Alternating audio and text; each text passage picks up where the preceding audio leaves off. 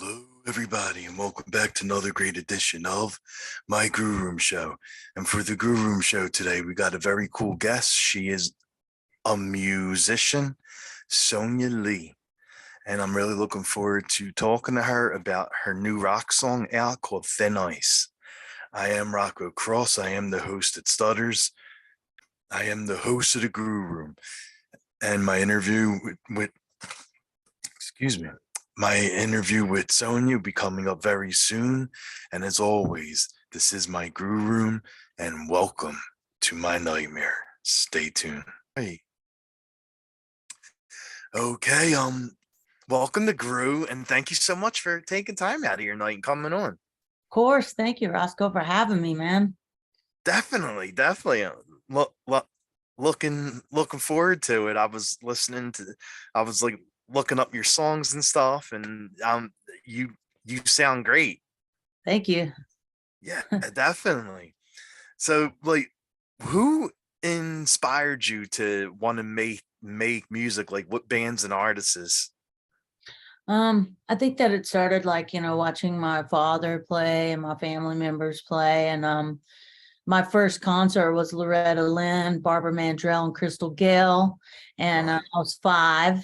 And I think that moment was when I really knew that I wanted to do music. Seeing them on stage, I told my dad, I was like, I want to do that, So then I just always wanted to. Nice. And then Melissa Etheridge, when I got into like a little bit older, studying her songwriting and guitar and everything, I developed that. But before that was a lot of like 90s country, Tracy Lawrence Brooks and Dunn and Tim McGraw and, Faith Hill, Shelby Lynn, all that coming up. And like, then I kind of was into like Tesla and the Beastie Boys and Kiss, Led Zeppelin, all that kind of like started really kind of giving me an eclectic exposure to music. Okay. So much, so hard to just pick one thing, It's funny you said Kiss. I just saw an interview that Kiss was doing on Howard Stern, and they were saying that like this is finally it for them. Like their December 1st and 2nd are their final shows. They're gonna have them at Madison Square Garden.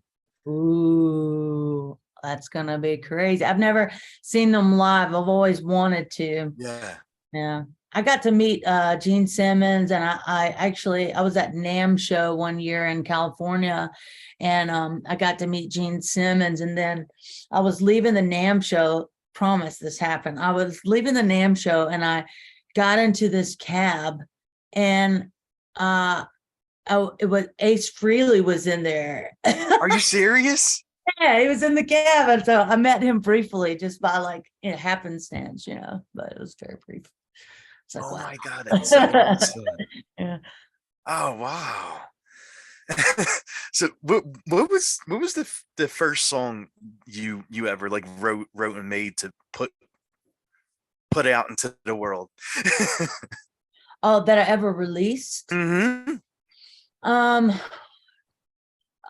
Well, I was making records. I started making my first record when I was 17, and we released it when I was 18, and that was kind of like a self-titled Remember Me, but it never went to like radio or anything. I think the first song I ever heard on the radio was my song A Poem from the Ocean Floor, and Matt Jones at Organic X 99, a Sunday program out of Atlanta on 99X put out on Sundays. Matt Jones did, and kind of like a more of a locals or organic, like stripped down versions of people's songs. And they played my song on the radio. So that was the first time I ever heard it on the radio. That was pretty cool. Yeah. 99X is back out here in Atlanta. Matt Jones is back on the air. And so that's good to hear. Nice. You could see this one was being bad, so I had to take he can come on in. So cute. Oh my gosh. Hey, buddy. That's his name too. It's Buddy. Him so cute. I want a dog so bad, man. Uh, I can't because of travel, and Well, stuff, but yeah, I exactly. love dogs, man. Yeah, he's cute. And, you got a brand new rock song that's out. It's called Thin Ice. So what inspired you to write and make the song? Um, then I kind of came, out of the blue. One evening, I was in LA riding with my friend Daphne Willis. Um, Okay. her and I have a duo project, kind of a hip hop rock project called Tiger Tiger. And we were kind of writing for that EP. The My inspiration was there. I was kind of going through a little bit of a depressed spell, to be honest. I was kind of feeling down. You know, going through a lot during the pandemic. I've been going through a lot of therapy and introspection and self-reflection, and kind of facing a lot of demons, and the things that hinder you in your life, like your self-doubt and your, my self-esteem issues, and all these things that kind of like stand in my way of my creative flow, of my ability to step into the next level of what I'm capable of. I think I was just feeling really, really just bogged down and not creative. And I started kind of strumming on the guitar, and I came up with that chorus. Feels like I'm walking on a thin line. It was just really kind of resonating with what were happening. And then we just kind of wrote it. It just flowed very easily. So it's just about kind of getting tired of letting yourself hold you back, and stepping into the realization of your power, starting to really just kind of command, your mind to stop your negative self-talk, which is a thing I battle constantly. Oh, every day. Yeah, the frustration of just saying, you know what, enough's enough. Like, I'm gonna just start releasing music. I was frustrated because I have a lot of different styles of music, and I kind of just been sitting on it, not knowing where it fits. Where does it fit? I'm not gonna release it, and then it's like I'm gonna release it all now. So I've got like 4 different projects coming out now. Oh my God, Like, that's awesome. yeah, thank you. Wow.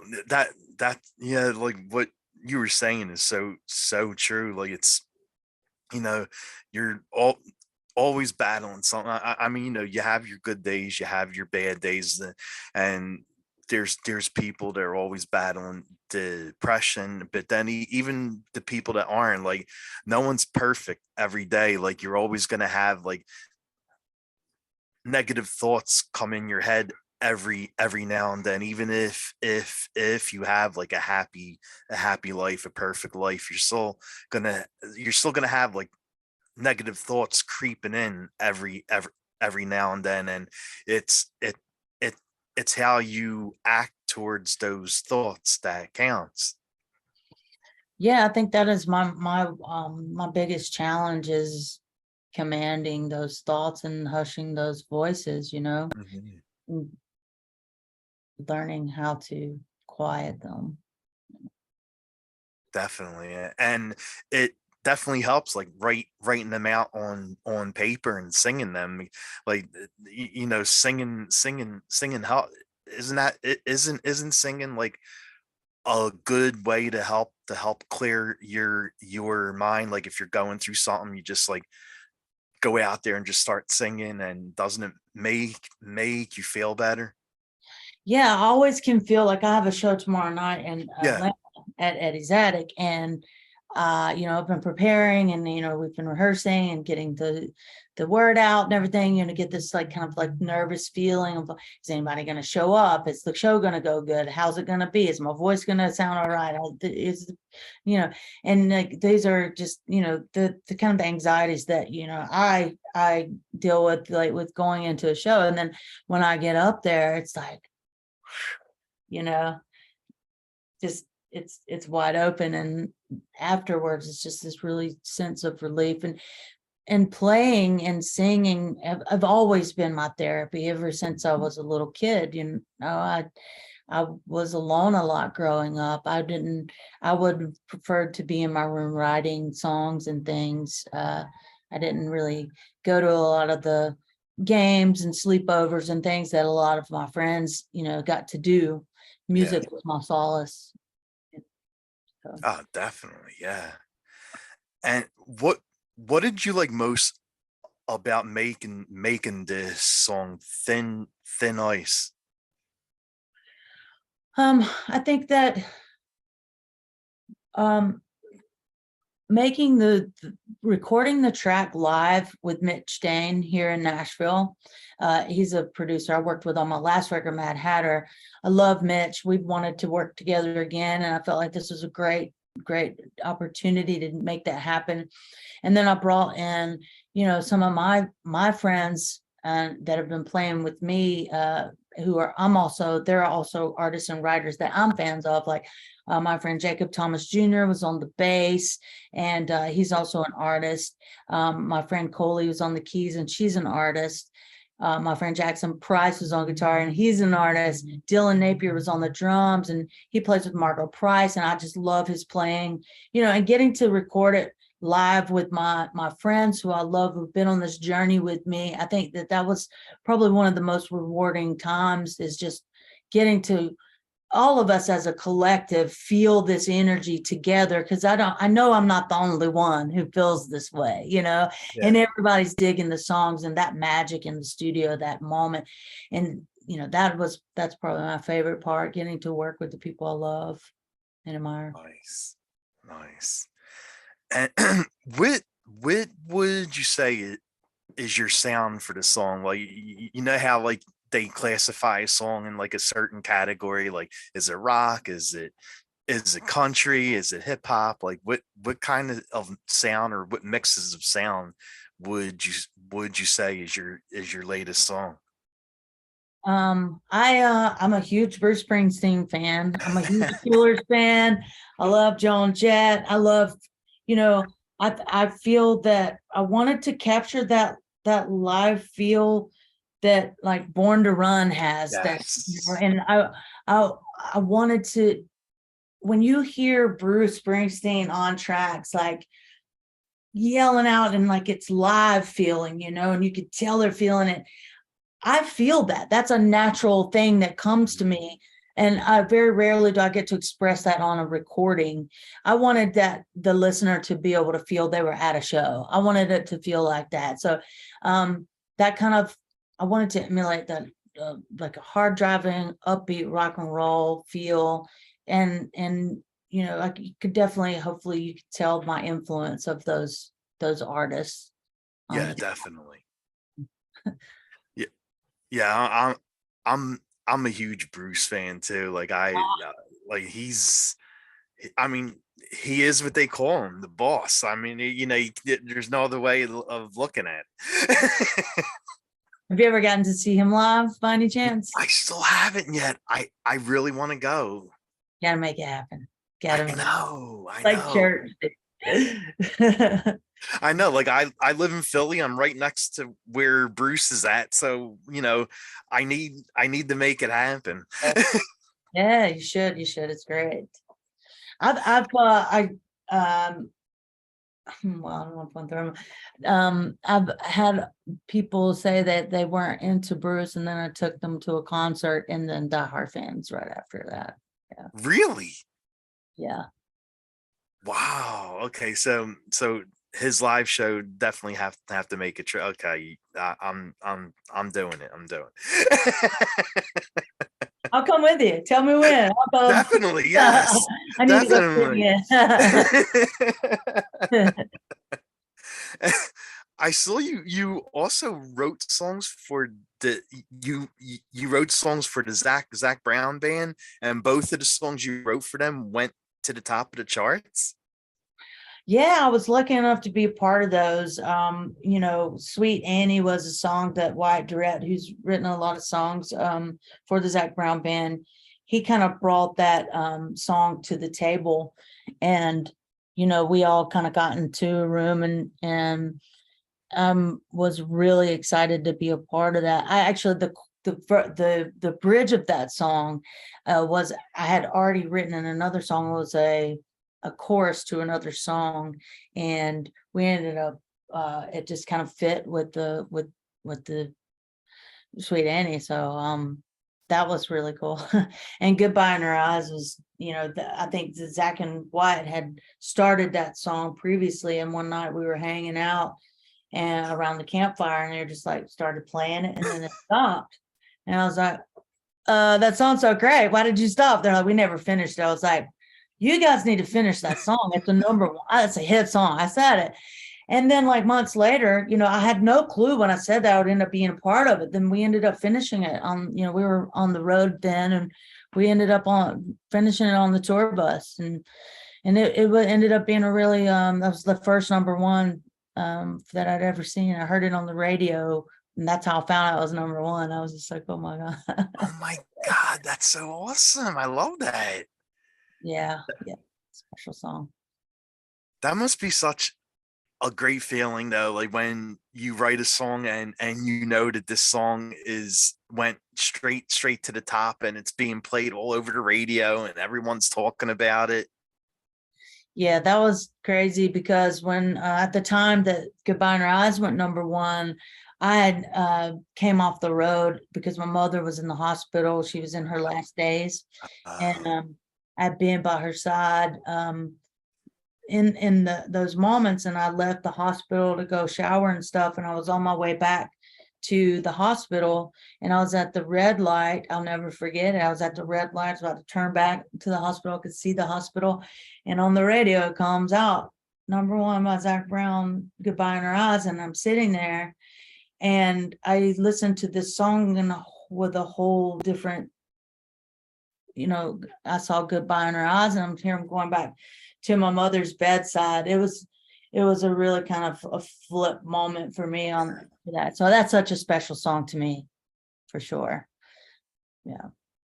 Oh wow.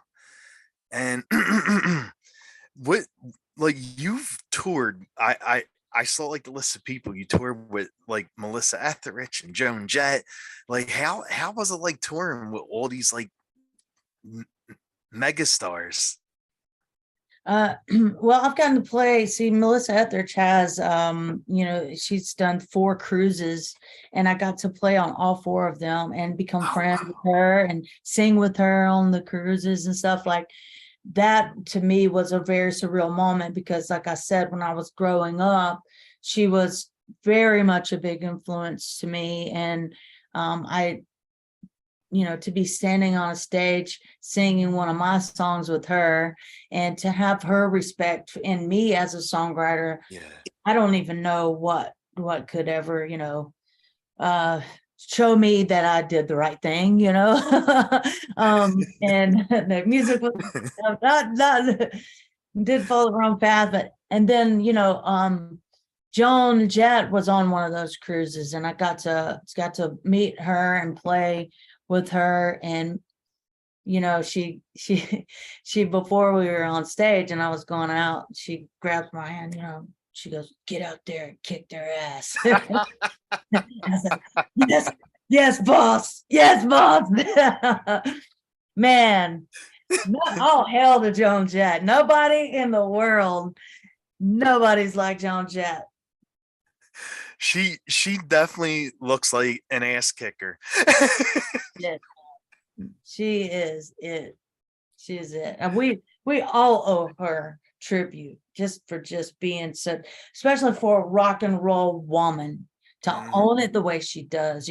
That's paved the way for artists like me, for women like me, that didn't have to be the pretty girls, like dressing all that. She really opened up that imagery that we can be different than that, and still, and be strong and be loud and cuss and spit, and you know what I mean, like anyway. Hey, that's the best part about seeing like artists or bands, like when they give the energy back to the crowd, like they interact with the crowd, they they curse and like just like the energy back and forth with the artist and the crowd, like that's amazing. And Joan Jett definitely has it. I saw her recently. She was with Def Leppard, Poison, and the crew, the Motley Crew. And Joan Oh, Jett, she opened up for all of them, and she had like the most energy, that, and like out of all the men that were on stage, like Poison, Def Leppard, Motley Crue, like Joan Jett brought the energy in and the rawness, and like she still had it. Like some of the bands that were there, their voices were kind of shot, but Joan still had it. Like she still had that growl, that raw energy. her presence is undeniable, and it's real, it's original, it's sincere, it's powerful. You believe her. It's not just, she's feeling it from head to toe. She's in such great shape too. Like, I know she looked amazing. When I saw her on stage, I was like, I know she had muscles. I was like, Joan was out in like the 70s, and how she still look like this yet? I just saw her on another podcast a minute ago earlier. I was like, damn, she looks amazing, dude. She's a vampire. She's a vampire. I think she is. I think she drank the blood of a vampire that was around for 1,000 years, and now she got the genes that from the vampire, because like Joan doesn't age, and she's buff and everything. She's the master. And what about you? What do you love most about touring, about being live on stage? Yeah, I think that the release for me is, getting to express, I've often been asked, would you rather be a songwriter or a performer? And that's such a double-edged sword for me, because I love the songwriting just as much as I need the release of performing. I think just being able to interact with the people who are receiving the music, that is a definite an energy exchange, and meeting people afterwards who telling me stories about how my music's touched them and helped them. And I really, really love interacting with my fans before and after the shows, and just getting to really see the power that my music has to change people's lives or get them through something, because music's done that for me. Yeah. And I think that's the biggest reward, to know that. Oh yeah. And this little guy's like trying He to. wants attention. I know exactly. He's an attention hog.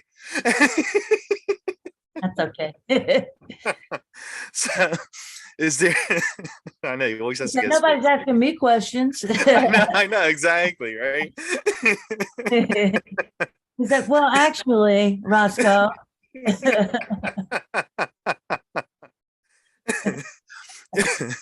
And you wrote a lot of songs. You've made a lot of songs of your own, and songs you've written for others. Like, is there any song that meant the most to you, like a song that you wrote that meant the most to you, either your own or someone else's? I think that my song 1978 December is been a really powerful song for me. It was the title of my record that I released when I was on Zac Brown's label. And I recently got to re-record that song with Roger Taylor, who's the drummer for Queen. Yeah. He really loved the song, and I said, well, look, we should recut it, and I was touring in England right before the pandemic hit. When the pandemic hit, actually, I had to leave England. Wow. And so, but I had just literally 2 days before I had to leave for the pandemic, was at Roger Taylor's house recording 1978 December in his studio. And so I feel that song has been very special to me personally, because it is so close to me, about my family. And to see how it's resonated and affected other people out there. It's been a very special song as far as getting to work with Roger even was just like, wow. So I'd never knew when I was sitting in a room, you know, when I had nothing, writing that Yeah. song, where it was gonna take me. So I owe a lot to that. Okay. Okay. And I, you have a grunge pop band called Rob the Man. Is that like I was reading something about that? Okay. Yeah, I'm releasing the first single on St. Patrick's Day. I've been Nice. working on this project for about 6, 7 years. I've hand selected a lot of incredible writers and musicians and wrote an EP. And the first video, animated video for Bury Me Alive is coming out. And Nick Furlong and Colin Britton, both of them co-produced this, and they're also featured on the record. They produced 5 Seconds to Summer, Papa Roach, Avicii, Imagine Dragons. I mean, the list kind of goes on with what they've done. And they were the first rock producers that I really ever got to work with in the rock world. And they listened to me and my vision on it. And I brought in Daphne Willis and Wyatt Durrett from Yeah. Zac Brown days, and Carmen Vandenberg and Rosie Bones from the rock band Bones UK. They're like my favorite. They're really close friends of mine. Y'all should check them out. Bones UK. They are blowing up. They just got off tour with Smashing Pumpkins, Tom Oh Morello. wow. They're incredible, literally. So I got to work with a plethora of ninjas on this, and I'm so excited because I've been waiting for the right moment to get this out. So there's so much more to come on this project that I'm really excited about as it unfolds. Oh sweet. Bring it out. I'm looking forward to listening to it now.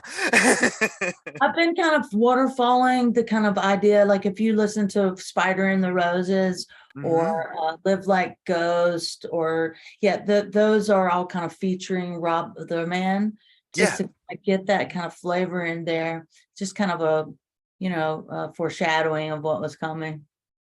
Oh wow. Okay. That's smart. And, is there what do you like doing during your free time when you're not doing music or writing songs? Or, Oh my gosh, you know what I really love to do? I like to just relax and watch some television and bum out. I like to go on hikes and hang with my friends. Um, I don't know, travel. I love to travel and read. nice. What's like what place did you love going to the most? Like when you travel, is there a place you love visiting the most? I love London. Oh Uh, yeah, okay. it's my home away from home. I've I've toured the UK quite a bit before the pandemic, and Yeah. got a really good fan base over there. I just adore England. It's one day I hope to move there. Oh wow. Oh, you really love it. I really do. I do. Okay. And what who's currently on your playlist now? Like who are you listening to? Well, Bones UK, Maggie Miles, and oh Lord, Rustin Kelly. I'm a huge Rustin Kelly fan. Dermot Kennedy. Uh, I'm always listening to Tupac. Uh, Oh, okay. and I've been listening to a lot of podcasts lately, as we were talking about earlier. Yeah. There's I think it's upset. I don't want to look at the name of this. I'm obsessed with this podcast. I wanted to like bring out a bunch of music, but I literally am a podcast junkie. Crime Junkies. I love Crime Junkie and True Crime Obsessed. Um, Nice. yeah, and so There you go. If you were out doing karaoke, what would be your song, your go-to song? Tupac, Dear Mama, Wow. Okay. and to torture everybody in the crowd with the longest solo ever. No More Tears, Ozzy Osbourne. Don't know why. It's just become one of those go-tos over the years. If I'm drunk enough, I'm singing No More Tears. Somebody's fed me way too many.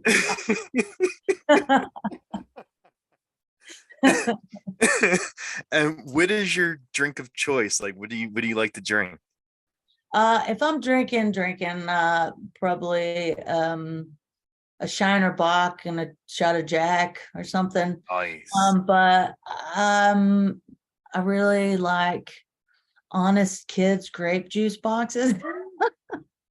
And I like Gatorade, like the frost, like the green frost. Oh yeah, that's good. That's good. I like that one. I'm trying to Yeah. make myself drink more water though lately.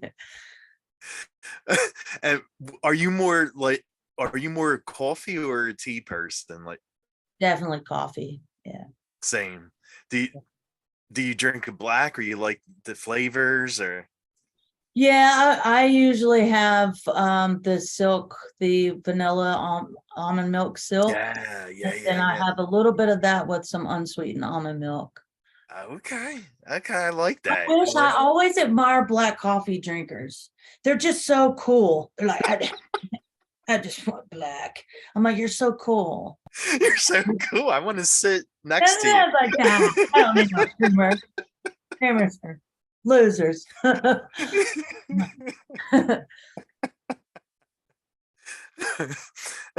um, is there any junk food that you like to eat? Like food that is bad, but you just don't care and want to eat it.